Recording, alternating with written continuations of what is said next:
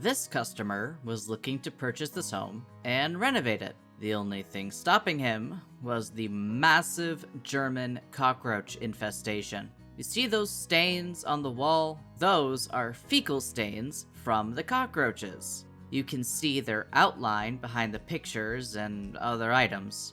A short while ago, we treated every infested area with a residual application that's combined with an EPA-registered insect growth regulator. This treatment affects the cockroach's reproductive system and prevents them from reaching adulthood. We also applied gel bait to some other areas in the kitchen, and then treated the main harborage areas with a knockdown aerosol product. This is going to flush the cockroaches out of hiding and rapidly exterminate them. Once that was completed, we installed several pheromone monitoring devices throughout the high infestation areas of the home, and scheduled several follow-up visits to monitor the infestation and apply any additional treatments until the cockroaches are eliminated for good.